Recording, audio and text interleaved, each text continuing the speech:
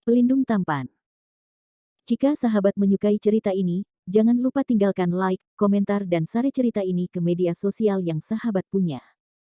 Khusus pendatang baru, jangan lupa di-subscribe, agar tidak ketinggalan update terbaru dari kami. Terima kasih. 549-550. Ingin bertanya pada dirinya sendiri. Episode 549. Feng Luan membuat pedang lembut, dan pedang lembut ungu di tangannya juga harus menjadi harta karun. Bilahnya setipis sayap jangkrik, sangat tajam tetapi sangat kuat, dan sangat gesit saat memegang pedang. Jika Feng Luan menggunakan pedang untuk bergerak, Landen Shen merasa bahwa dia mungkin tidak bisa menangkapnya. Mata Feng Luan yang indah menyusut. Meskipun dia tidak memiliki kekuatan penuh dalam pukulan tadi, dia jelas bisa merasakan kekuatan internal yang sangat murni dari Landen Shen.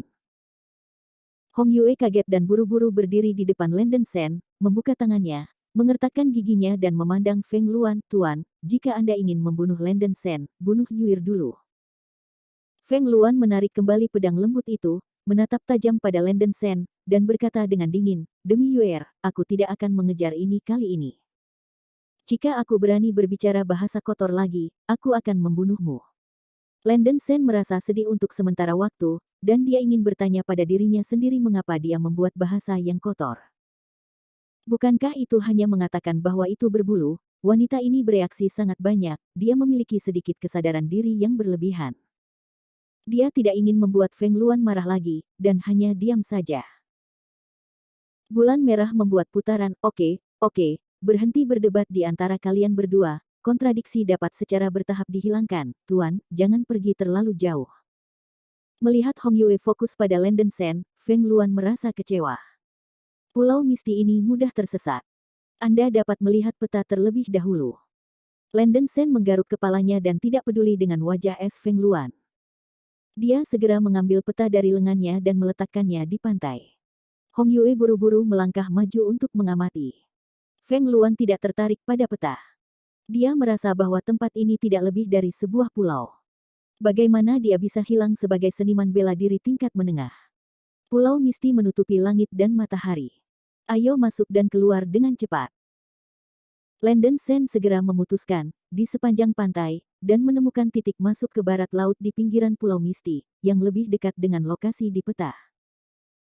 Hong Yue dan Feng Luan mengikuti Landen Shen. Feng Luan menolaknya, merasa tidak masalah apakah ada peta atau tidak, dia ingin melihat bagaimana Landen Shen pintar. Guero spirit di tubuh Feng Luan telah diambil, dan tujuannya datang ke Pulau Misti adalah untuk membunuh Raja Obat Tangan Beracun. Raja Obat Beracun Tangan masih belum tahu bahwa Guero spirit di dalam tubuh Feng Luan telah diusir oleh Landen Shen. Raja Racun Beracun pernah mengancam Feng Luan di telepon sebelumnya. Jika Feng Luan tidak datang ke Pulau Misti, Raja Racun Beracun pasti akan mencurigainya.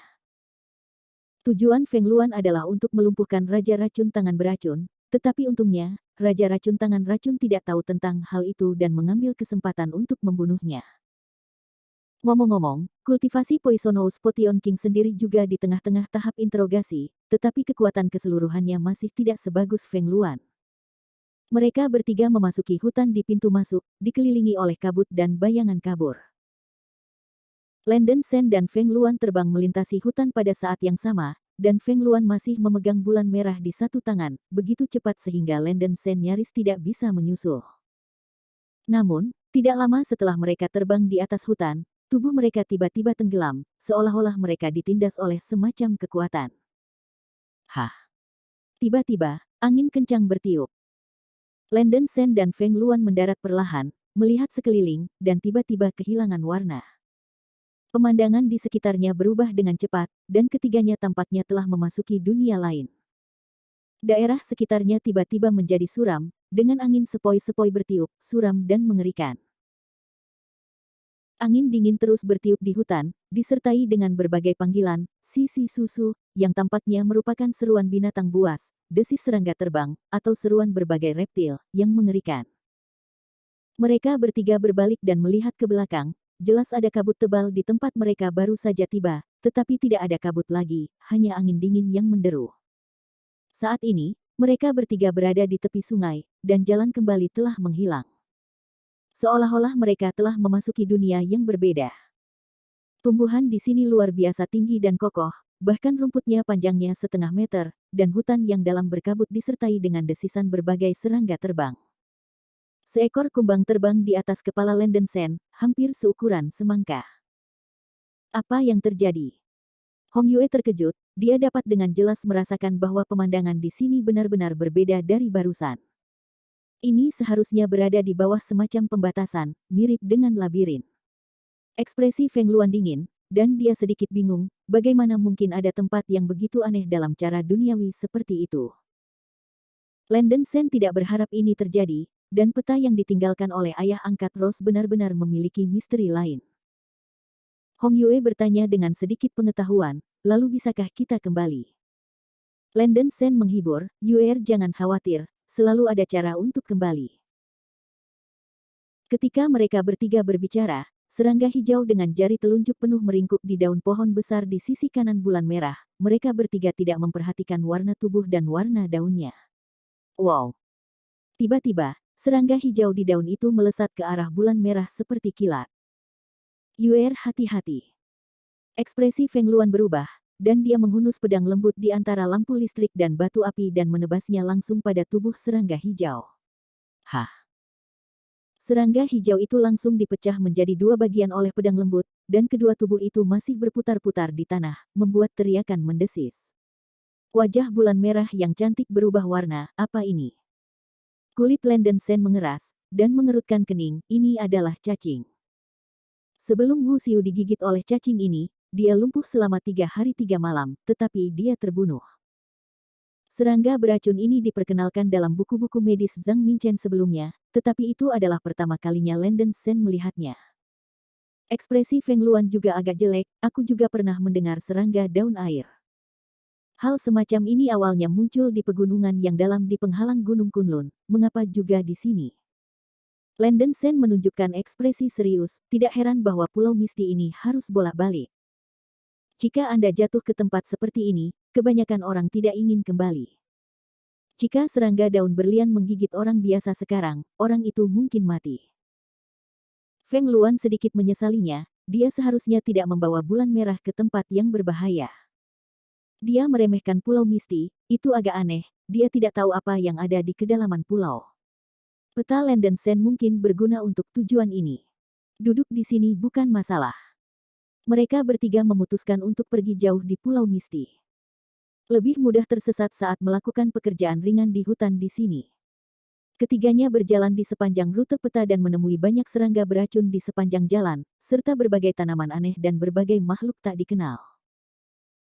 Misalnya, ular berbisa dengan 2 kepala memiliki huruf merah di kedua kepala, semut yang lebih besar dari ibu jari memiliki sayap, kupu-kupu dengan sayap lebih besar dari semangka, bunga dan tanaman berduri, dan piranha yang bergerak. Seolah-olah dia telah menyeberang ke Jurassic, Lendensen membuka matanya. Saya bertanya-tanya apakah pesona Gunung Kunlun sama. Ada begitu banyak serangga beracun di sini, itu seperti mimpi buruk bagi orang biasa. Tetapi dengan kekuatan dan pengalaman Lendensen dan Feng Luan, Hong Yue tidak terancam sama sekali. Serangga beracun dan binatang buas. Episode 550. Karena pepohonannya terlalu lebat, tidak ada jalan lain, dan ada serangga beracun dan binatang buas di mana-mana di hutan yang aneh ini, mereka bertiga berjalan perlahan. Hong Yue juga menyesal berada di sini, basis budidayanya terlalu lemah, dan dia merasa bahwa dia adalah beban. Sepanjang jalan, Lendensen ingin meringankan hubungan dengan Feng Luan, tapi wajah Feng Luan selalu dingin, dan itu sangat dingin sehingga orang tidak bisa mengejar ketinggalan. Lendensen, tuanku terlalu feodal, kamu pasti punya banyak haihan, jangan ada masalah dengannya, Hong Yue berbisik di telinga Lendensen. Ya. Lendensen mengangguk sedikit, dia tahu Hong Yue sangat peduli dengan Feng Luan. Feng Luan masih memiliki wajah es batu, tidak mengatakan sepatah kata pun kepada Lendensen di sepanjang jalan, dan tetap diam. Hong Yue dan Lendensen berbicara dengan gembira, dia juga memberikan saran Lendensen dari waktu ke waktu, berusaha membantunya dan tuan untuk menyelesaikan konflik. Pulau Misti luas dan medannya tidak mudah dikenali, menyebabkan ketiganya Lendensen melakukan perjalanan dengan lambat. Saya telah berjalan di hutan di pulau itu sepanjang hari tanpa menyadarinya, dan matahari terbenam. Ketiganya berhenti untuk beristirahat, menemukan tempat terbuka untuk berkemah, dan bersiap untuk beristirahat selama sehari sebelum melanjutkan perjalanan. Awalnya berpikir bahwa pulau misti ini bisa masuk dan keluar dengan cepat, Feng Luan dan Hong Yue tidak membawa kebutuhan sehari-hari, apalagi tenda. Tetapi tidak sulit bagi Landen Sen, dia sangat berpengalaman di hutan. Landen Sen mengambil belati di tangannya dan mengumpulkan bahan-bahan dari hutan, butuh lebih dari setengah jam untuk membangun tenda kayu alami, dan bentuk tenda itu sangat halus. Jika Feng Luan bertanya, Landen Sen secara alami akan membantunya membangunnya, tetapi Feng Luan tidak mau berbicara, dan Landen Sen terlalu malas untuk menyentuh pantatnya yang dingin dengan wajah panas. Landen Sen dengan mudah mengangkat api unggun dan mengambil beberapa gulma dari hutan. Meskipun ada banyak tanaman dan pohon di hutan ini yang belum pernah didengar Landen Sen, dia masih melihat banyak tumbuhan yang dia lihat di buku-buku kedokteran, dan bahkan beberapa bahan obat yang berharga. Landen Sen membuat rak kayu kecil dan menyebarkan jenis gulma itu di rak untuk dipanggang. Gulma jenis ini juga dianggap sebagai sejenis ramuan obat. Asap putih dapat membubarkan serangga beracun di sekitarnya, yang setara dengan efek obat nyamuk. Tetapi efeknya jauh lebih kuat dari obat nyamuk bakar. Sudah mulai gelap dengan cepat di hutan, matahari miring, dan itu akan menjadi gelap dalam sekejap. Lebih lembut, kamu bisa tinggal di sini. Landen Sen sudah mengatur tenda dan berkata kepada Hong Yue. Melihat Landen Sen sangat sopan, Hong Yue merasa sedikit manis di hatinya, tapi dia masih menggelengkan kepalanya. Tuan, kamu tinggal di sini. Hong Yue datang ke Feng Luan dan berkata, sambil menunjuk ke tenda. Tidak, aku akan menonton malam di malam hari, kata Feng Luan, menggelengkan kepalanya. Yuir, kamu masuk dan istirahatlah dengan baik. Tuanmu dan aku sama-sama mempertanyakan seni bela diri, kamu tidak perlu khawatir tentang kami, kata Landen Sen sambil tersenyum. Oke, Hong Yue setuju. Tidak akan ada efek jika Wu Xiu tidak tidur selama beberapa hari atau malam. Terlebih lagi, latihan Landen Sen pada Sen Zhao Jing memiliki efek menyerbu dan membawa denyut nadi, dan meditasi di malam hari juga dapat memulihkan energi. Secara keseluruhan, Landen Sen tidak perlu tidur di malam hari dengan mengultivasi Sen Zhao Sutra, dan semangatnya menjadi semakin baik, dan dia tidak merasa ingin tidur sama sekali. Ngomong-ngomong, aku masih punya makanan di sini, Landen Sen, datang dan makan bersama. Hong Yue mengeluarkan tas kecil dari lengannya, yang berisi biskuit terkompresi, dan menyerahkannya kepada Landen Sen. Ketika melakukan tugas-tugas darurat, banyak pasukan khusus memakan biskuit terkompresi, yang juga terbuat dari tepung. Biskuit terkompresi memiliki tekstur yang relatif kompak, kadar air sangat rendah, dan tidak mudah menyerap air, sehingga komponen biskuit yang menambah kekuatan fisik berada dalam volume yang sama. Semakin banyak konten membuat orang lebih tahan terhadap kelaparan. Feng Luan juga makan biskuit terkompresi di samping.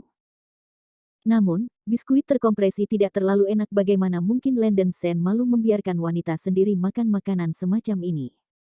Dia kebetulan sedikit lapar. Kalau tidak makan ini, tunggu sebentar, aku akan beli yang enak. Landen Sen membungkus biskuit dan mengembalikannya ke Hong Yue. Karena berada di hutan, barbeque tidak boleh dilewatkan.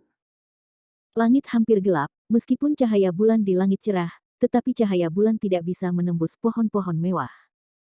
Jadi ada bulan yang cerah di langit, tapi rimbanya masih gelap. Ini hampir mustahil untuk bertanya pada martial artist. Landen Sen hanya perlu membawa jejak energi nyata ke matanya, dan dia bisa sangat meningkatkan penglihatannya, dan dia bisa melihat dengan jelas di hutan yang gelap. Ada banyak burung di Pulau Misti. Landen Sen meliriknya dan menemukan sarang burung di cabang pohon tinggi di suatu tempat dengan beberapa telur burung di dalamnya. Dengan suara desir, Landen Sen langsung melakukan pekerjaan ringan, memanjat pohon di udara, dan menurunkan seluruh rumah burung. Ada banyak burung terbang di sekitar hutan. Landen Sen melihat beberapa sasaran, mengulurkan jari-jarinya, memprovokasi beberapa jarum perak, menembak beberapa burung, dan jatuh ke tanah. Landen Sen mengambil burung yang ditembak mati oleh jarum perak, dan kemudian pergi ke sungai terdekat untuk mencabut dan membersihkan burung itu. Kembali di kamp, Landen Sen membuat panggangan lagi, menyalakan api unggun, dan mulai memanggang dengan serius. Hong Yue juga membungkuk untuk membantu Landen Sen memanggang bersama. Karena pengalaman lapangannya yang kaya, Landen Sen tahu cara memanggang unggas dengan warna, aroma, dan rasa yang sempurna. Hong Yue duduk di dekat api unggun, menyaksikan Landen Sen dengan serius memanggang daging burung. Di bawah nyala api, wajah dingin Landen Sen bahkan memiliki wajah hijau, tapi dia memberinya rasa kedewasaan dan stabilitas, dan Hong Yue sedikit terpesona olehnya. Jelas bahwa Landen Sen seusia dengan dirinya, tetapi jauh lebih dewasa daripada dirinya sendiri. Hong Yue memutuskan untuk menunggu urusan tuannya berakhir. Dia akan kembali ke Landen Sen dan tidak pernah berpisah. Melihat Landen Sen memanggang, Feng Luan membubarkannya dan memakan biskuit terkompresi dalam diam. Landen Sen memindahkan tusuk sate daging burung dengan cara yang akrab, seperti kebab. Mungkin untuk mengantisipasi kebutuhan ini, Landen Sen juga membawa beberapa rempah-rempah yang diperlukan. Setelah 10 menit, semua daging dan telur burung sudah matang. Di api unggun, kulit daging burung telah dipanggang menjadi kuning keemasan yang menggugah selera. Melihat warna dan aroma barbeque, Hong Yue agak serakah, dan dia yakin itu pasti enak.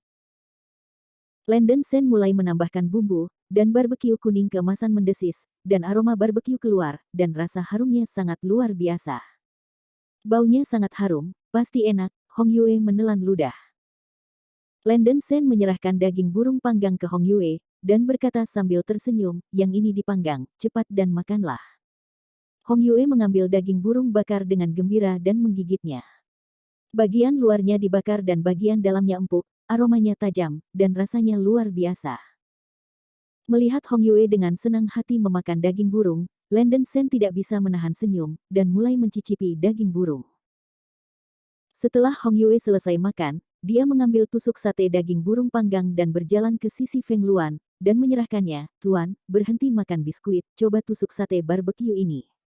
Aku tidak akan memakannya." Feng Luan mendengus bangga. Dia membenci Landen Sen, dan dia tidak mau makan apa yang dipanggang Landen Sen.